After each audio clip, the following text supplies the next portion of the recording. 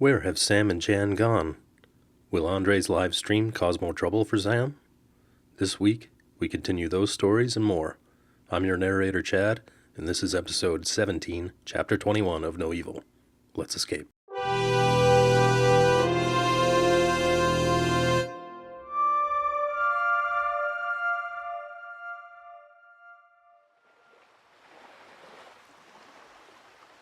One breath, and Jan was pounding Sam Munson on the cold asphalt. One breath later, and she was on a beach. She was bundled in a sweater, scarf, and heavy parka, but the temperature felt close to 30 degrees. Munson held one hand out, asking for Jan to stop.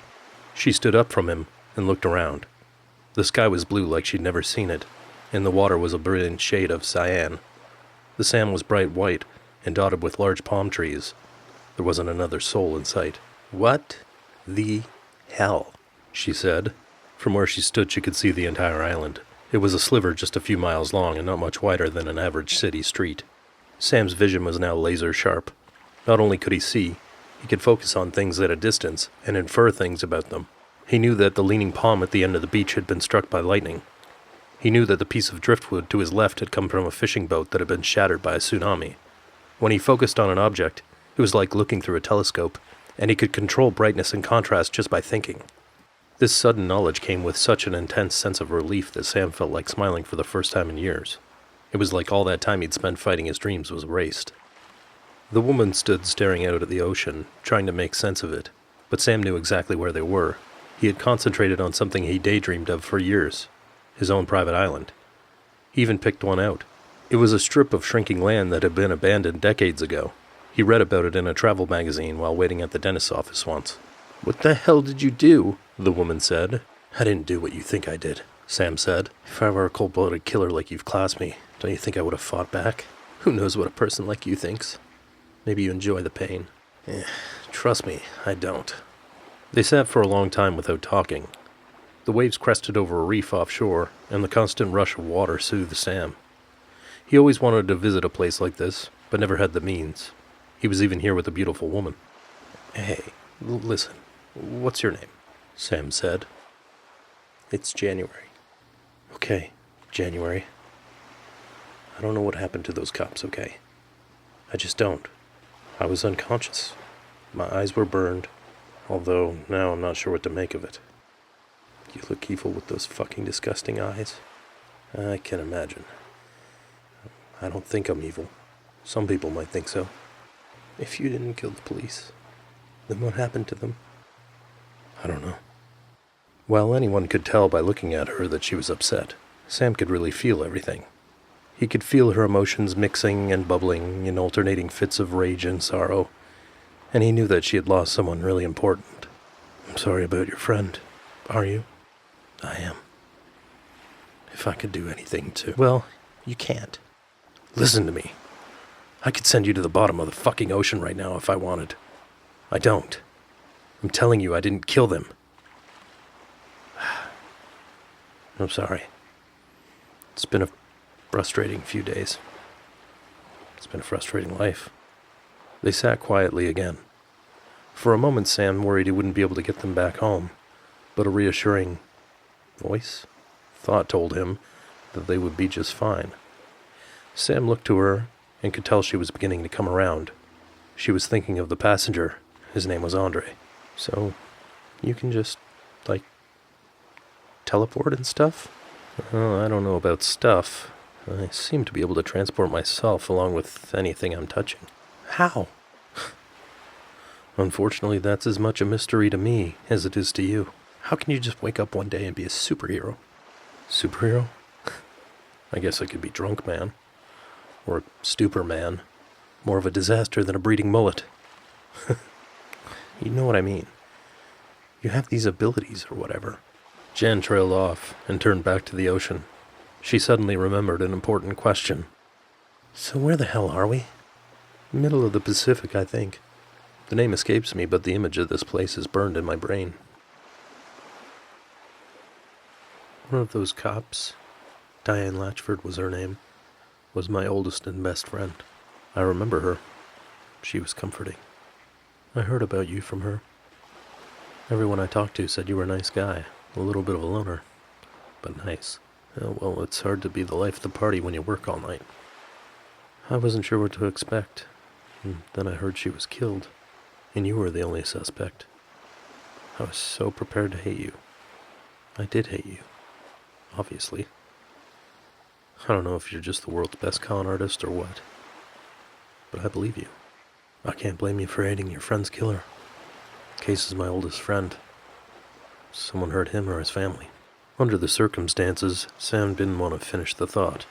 He pushed up from where he'd been sitting and took a couple of steps to Jan. He extended an open hand, and she took it and pumped it. The beach was empty again. "Damn it!" Case yelled. "Do you realize what you've done?" "I'm sorry. I just wanted to make sure that if anything happened, there'd be a record." Case sighed deeply and let go of Andre's collar. "I'm sorry," Andre said again. Oh shit, Andre's phone started to light. The video was already piling up hits. It was spreading. Message after message poured into his account until Andre couldn't stand the sound anymore. He shut off the phone. "It's blowing up," Andre said. "This isn't good," Case said. He paced back and forth. "And there's no way to disable this video?" I don't know. Maybe." Case turned to pace again. As he did, movement caught the corner of his eye. It was Sam and Jan descending the stairs of Helping Hearts. "What happened? Where did you go?" Case said. "We just had a chat," Sam said. He turned to Jan, and she gave an affirming nod. "We're good." "What's going on?" Jan said, looking at a disheveled Andre. "I'll explain," Andre said. "Just get in." Jan moved her car back to its parking spot and then hopped into the SUV. Case pulled away quickly. A 30-minute drive later, they pulled into Case's house. Sam unbuckled his seatbelt. "No, Sam. You stay here. I'll be right out." 5 minutes later, Case returned with a cooler, a grocery bag, and a key ring looped around his pinky finger. He loaded the cooler and the bag into the back, got in, and buckled up without saying a word. Case avoided the main highways. They moved north out of the city on old county roads. Snow drifted over them in spots, and Case often had to slow to a crawl to avoid being pulled into the ditch. The roads were slippery, but what they lacked in maintenance they made up for in privacy. The tertiary roads were a hot spot for tourists in the summer, but in the winter they were all but deserted. "Is anyone going to tell me where the hell we're going?" Jan said. "Tell her, genius," Case said without taking his eyes off the road. "Well, I maybe filmed Sam doing what he did earlier," Andre said. "You what? Shit. And now what? Why do you look all sheepish like that?" Jan said. The video went viral. I got so many notifications I turned off my phone. But look." He turned the phone back on and handed it to Jan. She looked through dozens of notifications. They were still coming in. "How bad is it?" Sam said. It's bad. The video already has 500,000 views, and I posted it like an hour and a half ago. The good news is you landed on some solid shots, Jan."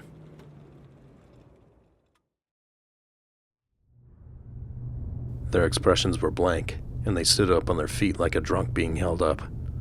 Tate got up. He couldn't take his eyes from them. Their flesh was pale and ripe, and their eyes were glazing over with milky white like a rotting fish. "Incredible. Move left." The meat puppets shambled left. Tay raised a hand and covered his mouth and nose. He leaned in and hugged them both. He held them tightly like a mother sending a child away to camp for the first time. "You're back, my apostles. Outside."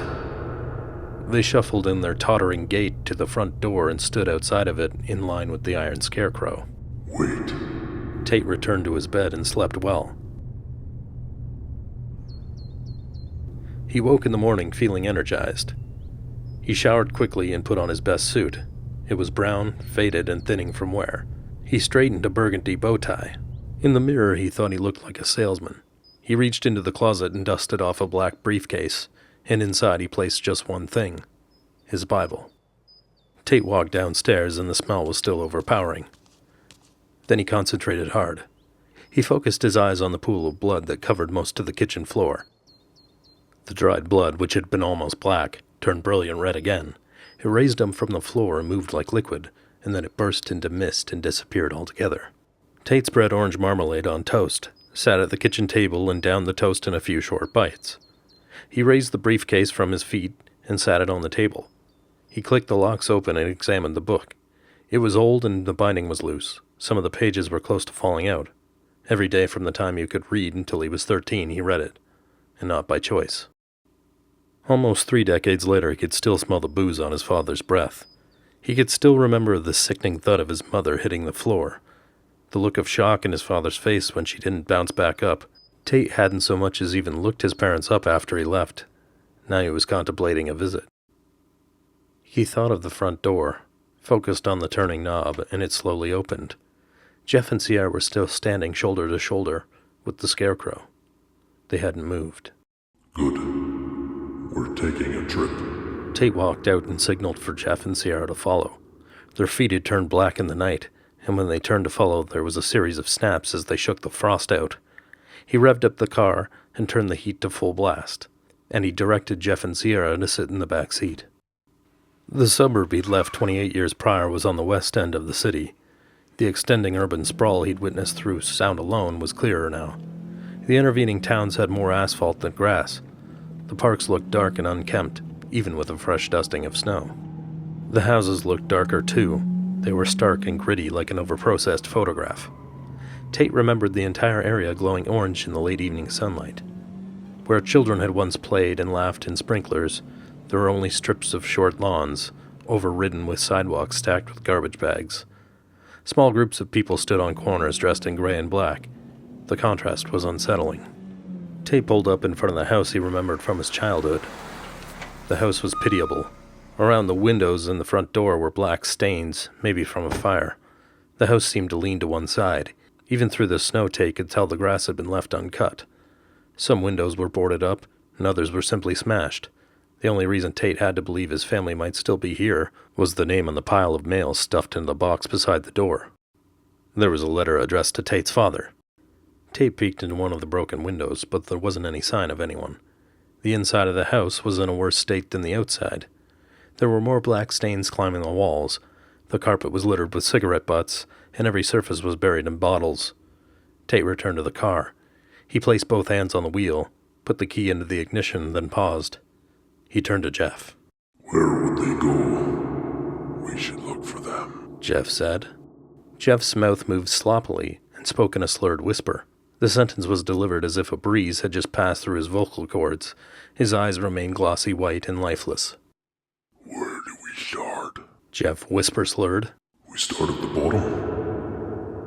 The bottom to which Tate referred was a pub, the Stein's Bottom Inn. It was a dive that his father frequented when he was young. A neon orange sign indicated the inn had vacancy, and, judging by the prominent placement of the phrase hourly rates, Tate guessed there was never trouble finding a room at the bottom. He parked the car and they got out. The bar still smelled of strong smoke. Smoking indoors had been banned for a while, but the bottom was the type of place that had been filled with thick blue clouds for years. It seeped into the walls, the carpets, even some of the patrons, judging by their sunken eyes. The bar was barely lit at all. A bank of mirrors and 2 small booths were almost completely shrouded in black. There were 4 men in the entire place. 2 were sitting side by side at the bar. One was older and fatter. The other was tall and dressed in red flannel. The bartender was talking to them. A man sat alone in one of the barely lit back booths. The first to notice them was the bartender. "Jesus, are yous two okay?" he said. The comment elicited a roar of laughter from the 2 men in front of him. "Well, I'm fine, but this guy's loopier than a hula hoop," one man said. The pair laughed again, then noticed the bartender wasn't chuckling along. They turned. Tate ignored them and proceeded to the back of the room. Jeff and Sierra stood in front of the men. They stood up, and each of them straightened stiffly. "Oh, shit. What the hell happened to yous guys? Are yous okay?" the bartender said. "Hey, buddy, what the hell happened to them?" Tate stopped. The bartender was looking at him. "Hey, yes you. What's going on here?" Tate shrugged. "I'm calling the cops," the bartender said. No. The thought echoed through the room. The bartender and the other 2 men looked around. One of them sat down his pint and stepped closer to Jeff. "Hey, man, you okay?" he said. Just peaches. Jeff said through quivering gelatinous lips.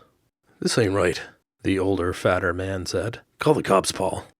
Do not. Jesus Christ, Paul, call the cops, Flannel said. You know what to do. Tate looked back to Sierra, and she nodded. She walked closer to the men and took off her clothes. The gray, boil-covered flesh was sagging and dead, but the men didn't see it.